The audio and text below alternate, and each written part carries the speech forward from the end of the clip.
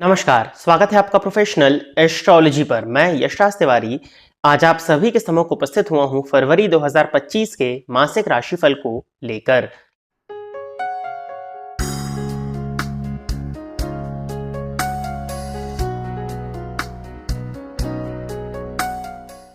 इस राशिफल के कार्यक्रम में हम चर्चा करने जा रहे हैं कि फरवरी 2025 का ये मंथ आपके लिए क्या लेकर के आ रहा है। आपकी लव लाइफ कैसे होने वाली है, आपकी करियर लाइफ कैसी होने वाली है, आपकी मैरिड लाइफ कैसी होने वाली है, धन की स्थिति आपके लिए इस मंथ में किस तरह से रहने वाली है। साथ ही साथ आज के इस राशिफल के कार्यक्रम में हम देखेंगे कि जो ग्रहों का राशि परिवर्तन इस मंथ में होने वाला है उनका प्रभाव प्रत्येक राशि के जातकों पर क्या पड़ने जा रहा है। सबसे पहले तो जैसा कि आप सभी दर्शक जानते हैं कि जो मासिक राशिफल का कार्यक्रम होता है वो ग्रहों के गोचर पर आधारित होता है और इस मंथ में दो ग्रहों का राशि परिवर्तन होने वाला है। बुध राशि परिवर्तन करेंगे 11 फरवरी 2025 के दिन, मकर राशि से निकल करके कुंभ राशि में जाने वाले हैं और सूर्य राशि परिवर्तन करने वाले हैं 12 फरवरी को, वो भी मकर राशि से निकल करके कुंभ राशि में जाने वाले हैं। और इनके अलावा जो ग्रहों की स्थिति है वो आपको स्क्रीन पर देखने में मिल जाएगी। आज के इस राशिफल के कार्यक्रम में आपको अंत में कुछ उपाय के विषय में भी बताया जाएगा जिन उपायों को करके आप अपने इस मंथ को और श्रेष्ठ बना सकते हैं। यदि आप इस कार्यक्रम को देखते हैं और इस कार्यक्रम के माध्यम से आपका कुछ भी लाभ होता है तो आप इस वीडियो को लाइक करें, साथ ही साथ इस चैनल को सब्सक्राइब करें ताकि इन फ्यूचर जो भी कंटेंट मेरे द्वारा इस चैनल पर अपलोड किया जाता है उसका नोटिफिकेशन आपको मिलता रहे। आइए अब हम चर्चा प्रारंभ करते हैं राशियों के क्रम में छठी राशि अर्थात कन्या राशि के जातकों के लिए फरवरी 2025 का ये मंथ क्या लेकर के आ रहा है। कन्या राशि के जातकों के लिए यदि देखा जाए तो राशिपति बुध बनते हैं और मंथ की स्टार्टिंग में और स्टार्टिंग से लेकर के 12 फरवरी तक 11 फरवरी तक बुध की उपस्थिति पंचम स्थान में होने वाली है।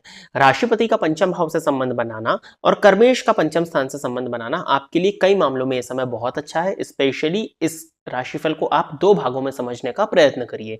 11 फरवरी तक जो मैं बताने जा रहा हूं वो बुध की उपस्थिति की वजह से लग्नेश का संबंध पंचम भाव से ही आपके ज्ञान के विकास को प्रदर्शित करता है, संतान के साथ में अच्छे संबंधों को प्रदर्शित करता है, लव एंड रिलेशनशिप में एक अच्छे समय को प्रदर्शित करता है, किसी नए लव रिलेशनशिप की शुरुआत को प्रदर्शित करता है, संतान प्राप्ति को लेकर के ये अच्छा समय है आपके लिए और संतान के साथ में यदि संबंध इत्यादि बिगड़ रहे थे तो उनको सुधारने के लिए भी समय अच्छा होने वाला है।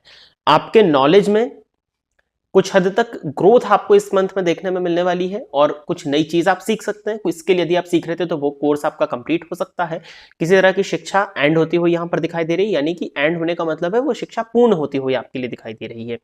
दशमपति का संबंध भी पंचम भाव से है। आप अपने नॉलेज का इस्तेमाल अपने करियर में करने वाले हैं और उसकी वजह से आपको करियर में इस मंथ में स्पेशली शुरू के 11 दिन काफी अच्छी ग्रोथ करियर वाइज देखने में मिलने वाली है।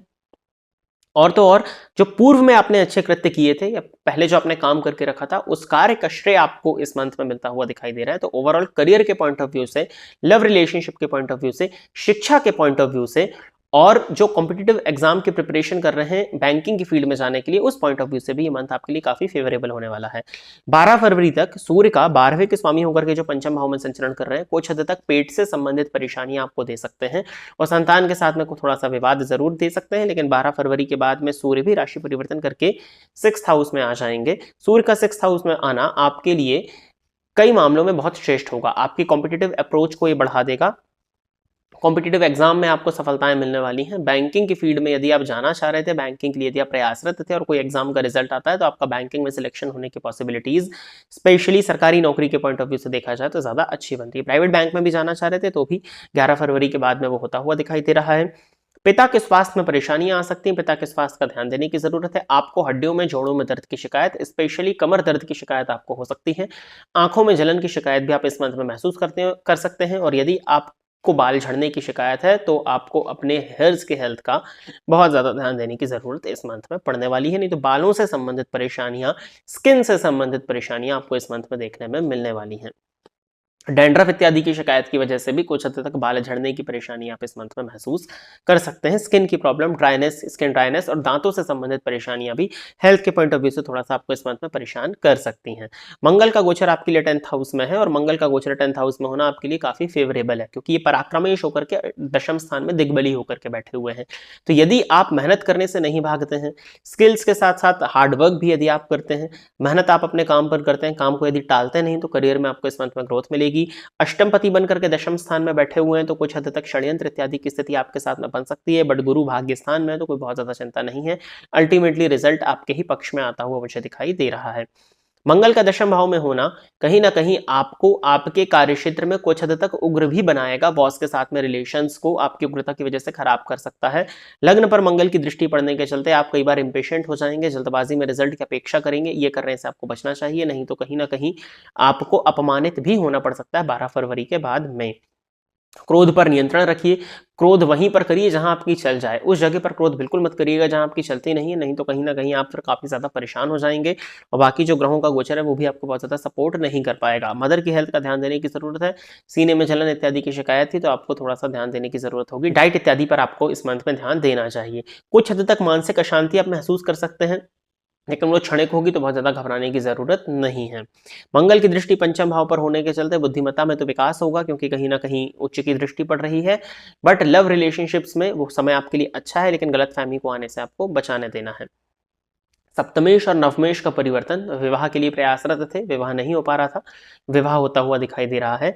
धन के मामले में भी वृद्धि देखने में मिलेगी आपको। जो आपका कोष है, जो संचित धन है, वो कहीं ना कहीं बढ़ता हुआ दिखाई दे रहा है। व्यापारी है, व्यापार में अच्छी ग्रोथ मिलने वाली है। व्यापार को यदि विदेश से जोड़ना चाह रहे थे उसके लिए समय अच्छा है। पार्टनरशिप में बिजनेस है तो थोड़ा सा परेशानी हो सकती है। फीमेल के साथ में पार्टनरशिप है तो ज्यादा परेशानियां हो सकती हैं, थोड़ा सा ध्यान देने की जरूरत होगी। अपने लव रिलेशनशिप को मैरिज में कन्वर्ट करना चाह रहे थे तो ये मंथ आपके लिए काफी फेवरेबल होने वाला है। आपको पेरेंट्स से बात कर लेनी चाहिए। धार्मिक यात्राओं के भी योग दिखते हैं, हो सके तो कुंभ जा करके नहा लीजिएगा, क्योंकि देखा जाए तो शुक्र का संबंध एक जल तत्व की राशि से है। इसके अलावा ओवरऑल कन्या राशि के जातकों के लिए मुझे कोई बहुत ज्यादा परेशानी नहीं दिखती है, बस स्वास्थ्य का थोड़ा सा ध्यान देना है, माता पिता के स्वास्थ्य का ध्यान देना है। दाम्पत्य जीवन के पॉइंट ऑफ व्यू से देखा जाए तो यदि आपका चरित्र मजबूत है, चरित्र से यदि आप कमजोर नहीं और अपने जीवन साथी की भावनाओं को यदि आप सम्मान करते हैं, उनकी नीड्स को यदि आप फुलफिल करते हैं, उनकी रिक्वायरमेंट्स को यदि आप फुलफिल करते हैं, तो ओवरऑल मैरिड लाइफ में भी कोई बहुत ज्यादा दिक्कत नहीं जाने वाली है। कंफ्यूजन्स आपको इस मंथ में थोड़े से हो सकते हैं, लेकिन यदि आप ठंडे दिमाग से सोचेंगे तो आपके लिए कंफ्यूजन्स भी बहुत ईजिली क्लियर हो जाएंगे इस मंथ में। इसकी पॉसिबिलिटीज आपकी गोचर कुंडली प्रदर्शित कर रही है। उपाय के तौर पर आपको ध्यान का सहारा लेना चाहिए, थोड़ा सा प्राणायाम, थोड़ा मेडिटेशन करिएगा।